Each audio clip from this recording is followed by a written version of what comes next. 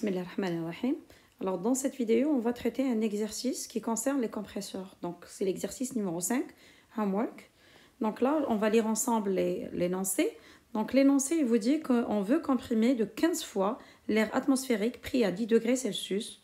Il vous demande de déterminer, première question, le nombre d'étages à adopter pour ne pas dépasser 160 degrés Celsius, sachant que les pertes de charge au niveau des refroidisseurs sont estimées à 2%.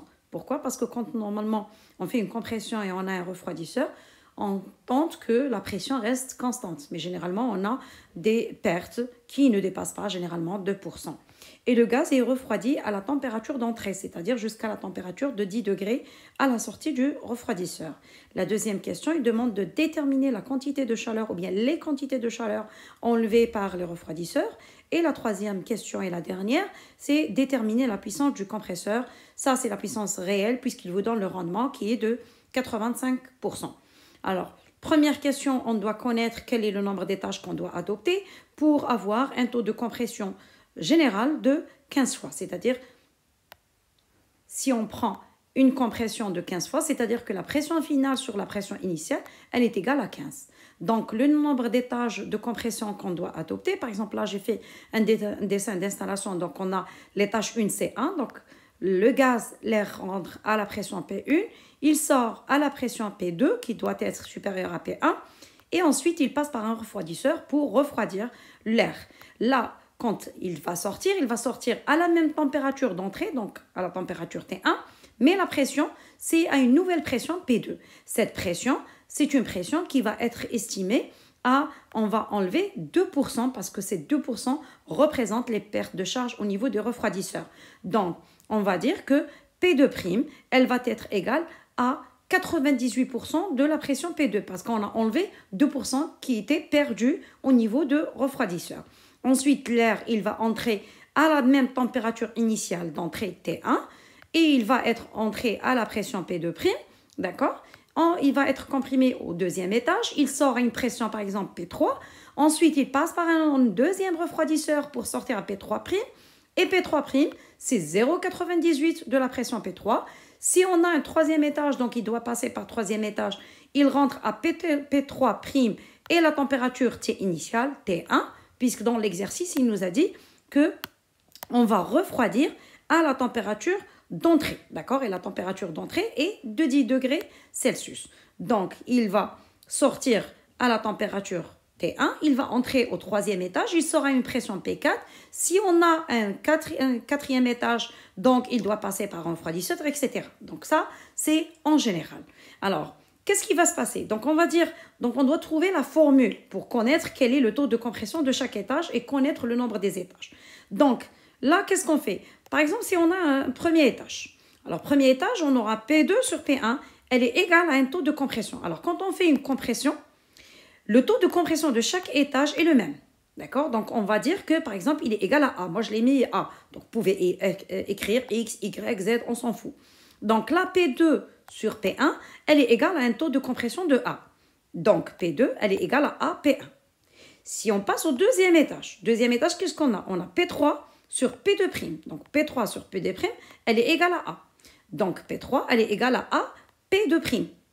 Et P2', c'est quoi? C'est tout simplement la pression P2 fois 98%. C'est-à-dire, on va enlever les 2% qui étaient perdus au niveau des refroidisseurs. Donc, c'est 0,98 fois P2 fois A. Si on a un troisième étage, par exemple, troisième étage, donc on a P4 sur P3', elle est égale à A. Donc, le même taux de compression. D'accord? Donc, P4, elle est égale à A fois P3'.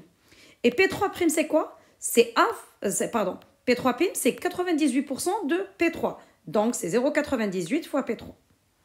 OK? Alors, si on considère qu'on n'a que 3 étages, donc là, c'est juste pour trouver la formule en général. Donc, si on considère qu'on a 3 étages, on a le taux de compression général, c'est-à-dire pression finale sur la pression initiale, il est égal à 15. Donc, si on a 3 étages, on a P4 sur P1, il est égal à 15. Et ce 15, moi, j'ai dit qu'il est égal à B. Donc, vous pouvez écrire X, Y, Z, ce que vous voulez. Moi, j'ai écrit que c'est B. Donc, P4, si on revient ici, P4, on a dit que c'est A, P3. D'accord? Et P3', c'est 0,98 fois P3. D'accord? Ensuite, P3, c'est quoi? P3, je reviens ici, c'est A P2', c'est-à-dire A fois 0,98 P2. Ensuite, P2, c'est quoi? C'est A fois P1. Donc, A fois P1. Donc, ça va me donner, c'est A à la puissance 3 fois 0,98 à la puissance 2 fois P1. Et si je fais, ça, c'est P4, qui est égal en fonction de P1. Donc, je divise sur P1. Donc, ça me donne P4 sur P1, que j'ai dit qu'il est égal à B. B, il est égal à la puissance 3 fois 0,98 à la puissance 2. Donc, B, il est égal à A puissance 3, 0,98 la puissance 2. Donc là, qu'est-ce qu'on remarque? Le taux de compression général, il est égal au taux de compression de chaque étage, de chaque fractionnement, à la puissance 3. 3 représente quoi? C'est le nombre d'étages. D'accord? Fois 0,98 à la puissance 2. 2, ça veut dire quoi? Ça veut dire c'est n étages moins 1. Donc 3 moins 1, ça me donne 2. Là, quand on a des pertes de charge au niveau des refroidisseurs, si vous avez un exercice où on n'a pas les pertes de charge, donc à la sortie du refroidisseur, on a P2, là, on a P3, ça veut dire que c'est 100%. Donc là, on n'a pas 0,98, on a B qui est égal à A à la puissance 3. Donc B, il est égal à A à la puissance N. Donc en général, B, il est égal à A à la puissance N fois 1 moins le pourcentage de perte de charge, comme là c'est 1 moins 0,02, donc 0,98, à la puissance N-1. Là, si vous avez les pertes de charge, si vous n'avez pas de perte de charge, automatiquement, ça sera que P, il est égal à A la puissance N. D'accord? Donc, on revient pour notre exercice. Là, qu'est-ce qu'on va faire? Eh bien, on va faire des suppositions. Donc, on suppose ou bien on propose qu'on a un seul étage. Donc, un seul étage, donc le gaz ou bien l'air rentre à la pression P1, il sort à la température T2 et la pression P2. Donc, on a P2 sur P1 qui est égal à B et qui est égal à 1 à la puissance N. Donc, 1 fois 0,98 à la puissance 1 moins 1, c'est 0 qui est égal à 1. Donc, P2 sur P1, il est égal à 15. Maintenant, qu'est-ce qu'il faut faire? Eh bien, il faut vérifier la condition qui était donnée dans l'exercice. Et la condition qui était donnée dans l'exercice, il nous dit qu'on ne doit pas dépasser à chaque sortie d'étage 160 degrés Celsius. Donc, je dois vérifier la température si c'est bon. Donc, on a P1V1 à la puissance gamma. Il est égal à P2V2 à la puissance gamma. Qu'est-ce que je fais? Je remplace le volume par nRT sur P. Et là, quand je remplace, je vais avoir nR qui vont se simplifier. Il ne me reste que les pressions et les températures. Et je fais sortir la température T2. Donc, T2, elle est égale à T1 fois P2 sur P1 qui est égal à B qui est égal à 15 fois gamma moins 1 sur gamma. Et gamma de l'air, c'est 1,4. Donc, T2, elle est égale à la température initiale qui est donnée dans l'exercice, c'est 10 degrés Celsius. Donc, 283,15, si on va rajouter les 273,15, fois P2 sur P1 qui est égal à B, 15, fois 0, à la puissance 0,4 sur 1,4, vous trouvez 613,798 Kelvin. Alors, si je fais la soustraction de 273,15, on va trouver c'est 340,649 degrés Celsius et c'est une température qui dépasse 160. Donc, on n'a pas un seul étage. On suppose qu'on a 2 étages maintenant. Alors, donc, on fait une deuxième proposition. Si on a 2 étages, donc on a B, il est égal à A à la puissance 2 fois 0,98 à la puissance N. Donc, 2 moins 1, c'est 1. Donc, c'est A à la puissance 2 fois 0,98. Donc, A, qui est inconnu qu'on cherche, le taux de compression de chaque étage, c'est le B qui est égal à 15 divisé par 0,98 à la puissance N². D'accord? Alors, qu'est-ce qu'on fait? Donc maintenant, on vérifie est-ce que réellement les températures à chaque étage vont être inférieures à 160. Donc la même chose, T2, c'est T1, 283,15 fois maintenant, le pourcentage c'est B sur 0,98 parce que là on a A. D'accord? P2 sur P1, c'est A. Ok? Ça a été prouvé. Le début à l'exercice, P2 sur P1, c'est A. Et là, A, je l'ai remplacé par 15 sur 0,98, c'est la puissance N². Donc, ça me donne 15 sur 0,98, N² fois gamma moins 1 sur gamma. Donc, la démonstration, je ne vais pas la refaire parce qu'on l'a déjà fait ici.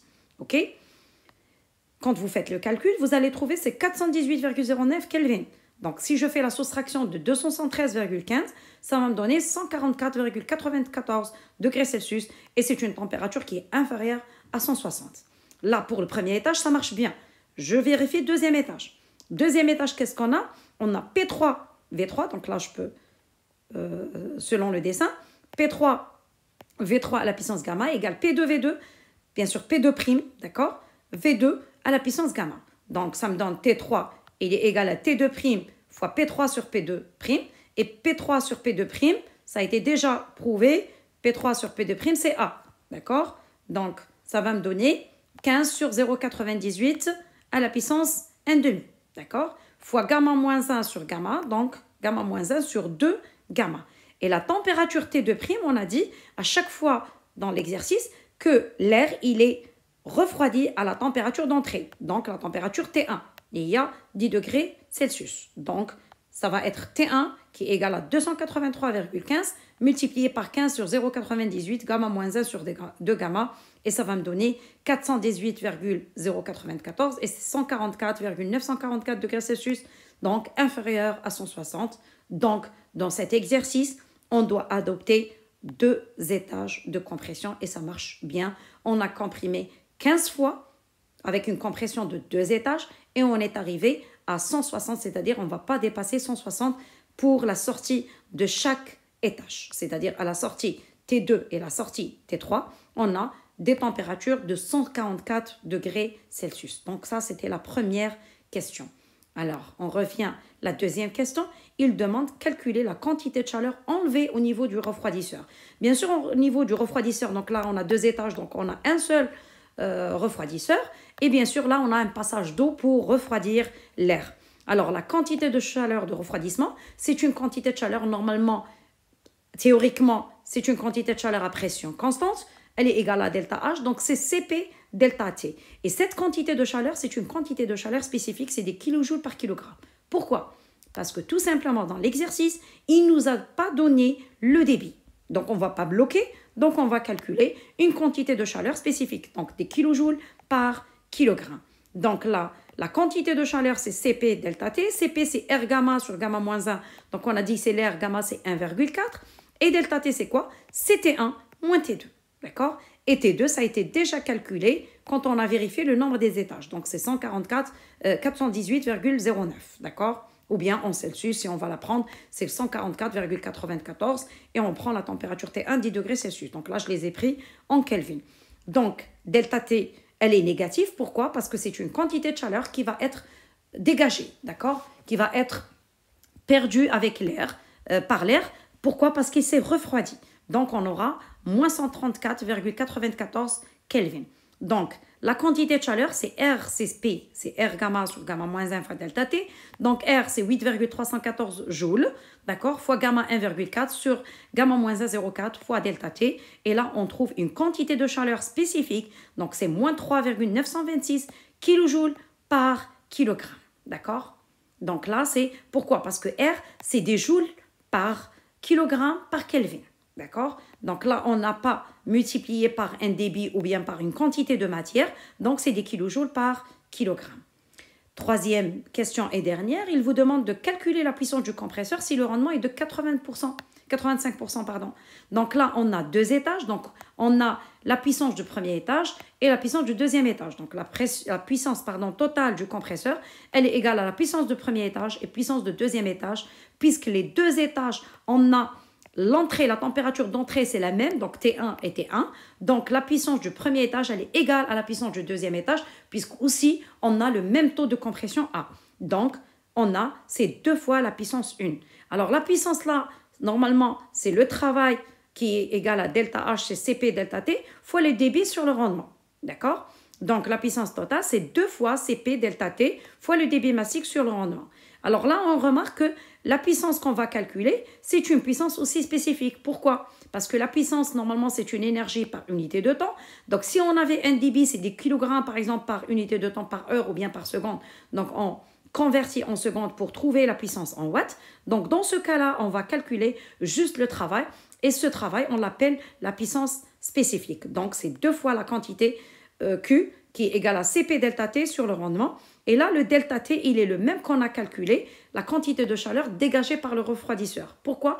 Parce que la température T1, c'est la même la température à l'entrée du compresseur. Donc, c'est la même chose. Donc, on ne va pas calculer. C'est 3,926 kJ, d'accord, multiplié par 2 divisé par le rendement qui est de 0,95, pardon. Donc, ça nous donne 9,239 kJ par kilogramme. Donc là, pour calculer la puissance, il faut bien sûr le débit. S'il nous donne les débits, donc on va multiplier par le débit et là, on va trouver des watts ou bien des kilowatts ou là des mégawatts. Donc, dans le cas de l'exercice là, il ne nous a pas donné le débit, donc on va calculer un travail et ce travail, on l'appelle la puissance spécifique.